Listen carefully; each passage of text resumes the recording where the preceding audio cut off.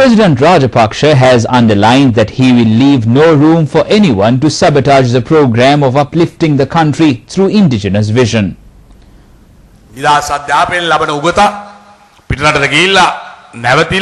President said it is of no use molding children who, after being educated and get settled abroad, even forgetting their language.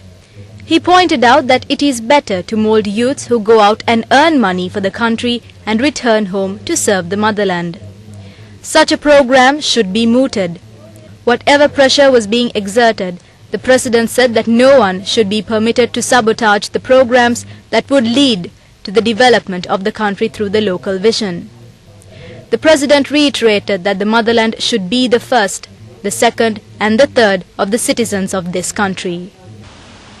The President was speaking after opening the second stage of the thermal power plant in Kerawalapitiya. The project will meet 20% of the total power requirements of the country. Under the first stage, it will generate 200 megawatts of power with furnace oil, while in the second stage, 100 more megawatts will be generated. The colossal sum spent on the generation of a unit of electricity will come down considerably with the opening of today's power plant. Ministers W.D.J. Senaviratne and Felix Pereira, Deputy Minister Sarath Kumar Gunaratne and Senior Presidential Advisor Basil Rajapaksa were among those who graced the occasion.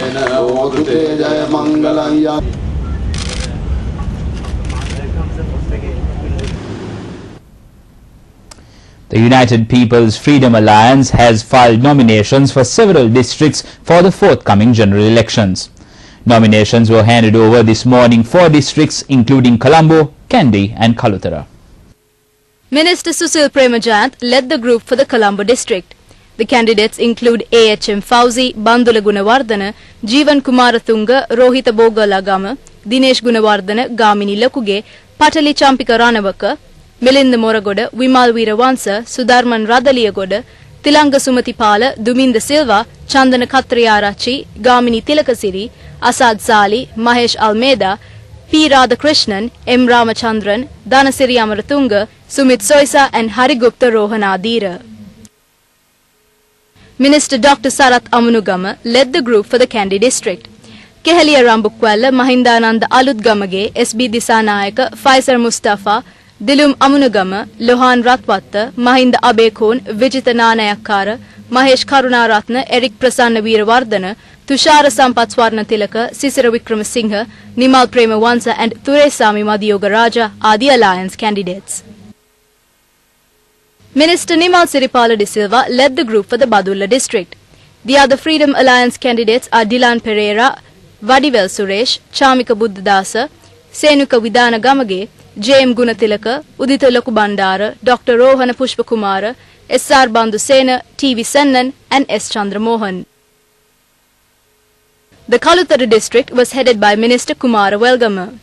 Rohita Abe Gunawardana, Rajita Sena Ratna, Mahinda Samarasinghe, Nirmala Kotalavala, Nandana Gunatilaka, Reginald Kure, Jayanta Samaravira, Tudor Dayaratna, Vidura Vikramanayaka, Shanta Gunatilaka, Kirti Karyavasam and Kader Masul Maulana are the other candidates.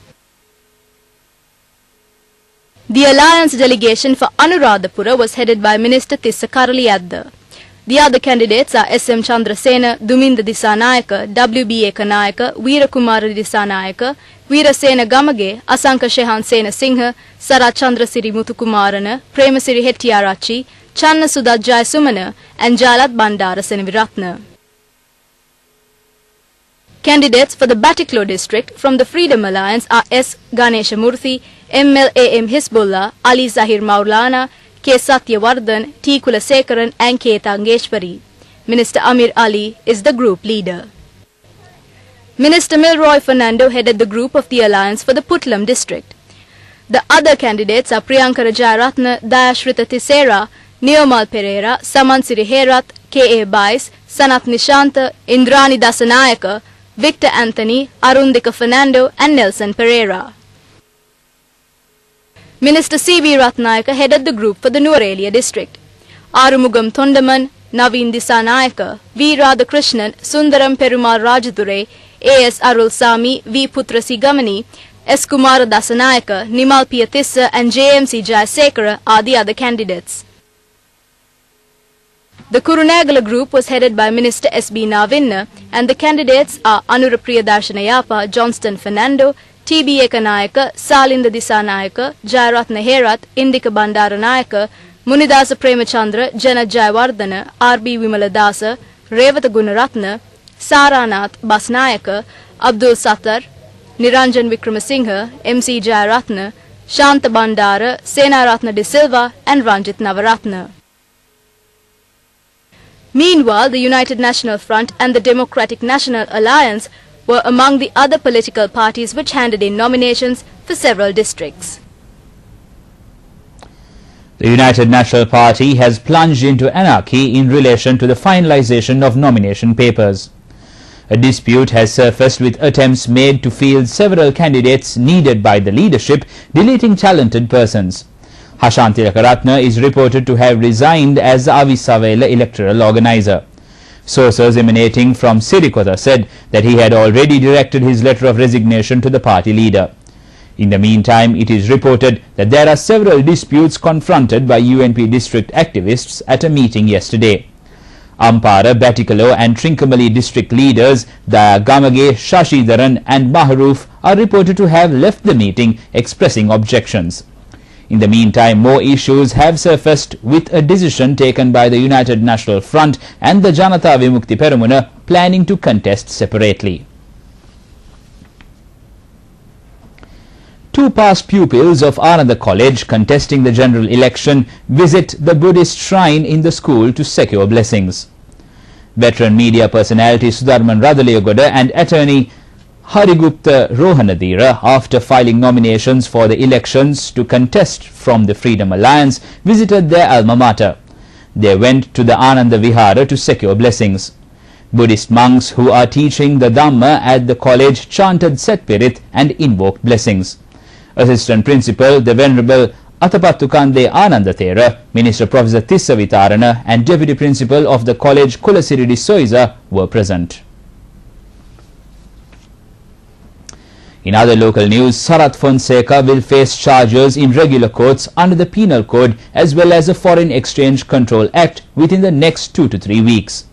Addressing a special news briefing, Minister Professor G.L. Piri said he would be charged with cheating, creating disaffection within the army and harbouring army deserters. Charges are being framed. An indictment will be served against General Fonseca in the regular courts of the country. Not military courts. That will happen within the next 2 weeks. There will be charges under the Penal Code and the Foreign Exchange Control Act. Now that is a normal law that governs all of us. Those are not extraordinary legal regimes. So there will be several clusters of charges. It is important to say this to people who say that there is no basis for General Fonseca's detention. Now the charges fall into several categories. There will be charges under the Exchange Control Act. That has to do with the very large sums of foreign exchange found in the vaults of a private bank recently. A total amounting to approximately 75 million Sri Lanka rupees. Nobody can fault these procedures. The International Monetary Fund has consolidated that Sri Lanka's economy was growing as expected. This was revealed by an IMF team headed by Brian Aitken, which visited the island for discussions on performance and policies under the standby arrangement approved by the board last year. Addressing newsmen in Colombo this afternoon, they said the overall economic conditions are improving and the economy is poised for a recovery this year. External balances are strong while remittance inflows continue at a high rate. It was also mentioned that tourism prospects are rapidly improving and gross reserves remain at comfortable levels.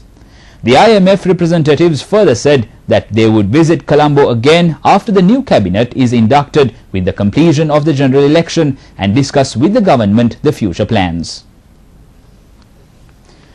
British Foreign Secretary David Miliband, speaking at the Global Tamil Forum conference in London, heavily criticised the LTTE for the violence it created and for its use of child soldiers. Speaking further, Miliband also called for an investigation into war crimes committed by the LTTE and called for constitutional changes and power sharing in Sri Lanka. Meanwhile, a spokesperson at the British High Commission in Colombo in a statement said that it is for all Sri Lanka's people to decide what that solution should look like. The UK firmly believes that the only way to achieve lasting and equitable peace in Sri Lanka is through genuine national reconciliation. He said that the UK will engage with all members of the Sri Lankan community who share this goal, whether overseas or in Sri Lanka. He said that Foreign and Commonwealth Office officials regularly meet with members of the Sinhalese, Muslim and Tamil communities in the UK to discuss this and other developments in Sri Lanka.